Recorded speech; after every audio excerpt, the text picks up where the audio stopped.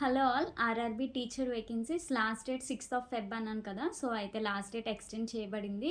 16th Feb వరకు మనం apply చేసుకోవచ్చు. సో, ఇంకా ఎవరైనా అప్లై చేయలేదు, అయ్యో ఛాన్స్ మిస్ అయ్యామనుకుంటే త్వరగా అప్లై చేసేయండి. 16th Feb last date. ఆ తర్వాత మళ్ళీ అయితే ఇంక ఎక్స్టెండ్ చేయరు. ఆల్రెడీ వన్స్ ఎక్స్టెండ్ చేశారు కాబట్టి. సో, ఇది నెక్స్ట్ ఇంకొకటేంటంటే చాలామంది డౌట్ అడుగుతున్నారు క్యాస్ట్ సర్టిఫికేట్ విషయంలో. ఆర్ఆర్బీకి సంబంధించి మీకు ఖచ్చితంగా సెంట్రల్ ఫార్మాట్‌లోనే క్యాస్ట్ సర్టిఫికేట్ ఉండాలి. సో, అయితే మేడం ఇంకా మేము సెంట్రల్ ఫార్మాట్‌లో ప్రిపేర్ చేయించుకోవడానికి తహసీల్దార్, ఎంఆర్ఓ వీళ్ళందరిది కాస్త టైం పడుతుంది. సో, అప్లికేషన్ ఫామ్‌లో ఖచ్చితంగా సెంట్రల్ ఫార్మాట్‌లోనే అప్‌లోడ్ చేయాలా అంటే ఇట్స్ ఓకే. No problem. ఒకవేళ మీ దగ్గర ప్రెజెంట్ అప్లికేషన్ ఫామ్ ఫిల్లింగ్‌లో సెంట్రల్ ఫార్మాట్‌లో లేకపోతే పర్వాలేదు. స్టేట్ ఫార్మాట్‌లో ఉన్న క్యాస్ట్ సర్టిఫికేట్‌ని అప్‌లోడ్ చేయండి.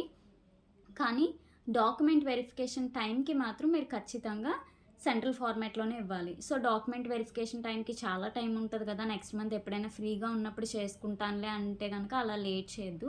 ఎందుకంటే మీరు ఇంటర్వ్యూ డాక్యుమెంట్ వెరిఫికేషన్ టైంలో ఏమవుతదంటే మాక్సిమం సెంట్రల్ గవర్నమెంట్ వాళ్ళు లాస్ట్ డేట్‌కి అప్లికేషన్ ఫామ్ లాస్ట్ డేట్‌కి ముందులోపు క్యాస్ట్ సర్టిఫికేట్ అనేది ఉండాలి. ముందులోపు సెంట్రల్ ఫార్మాట్‌లో దాని మీద డేట్ ఏసి ఉంటది.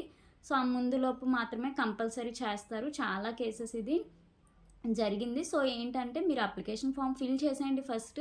స్టేట్ ఫార్మాట్‌లో ఉన్న క్యాస్ట్ సర్టిఫికేట్ అప్‌లోడ్ చేసేయండి.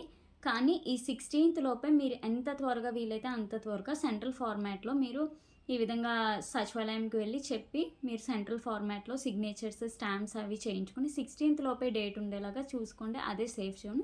సో, ఇంతే. Thank you.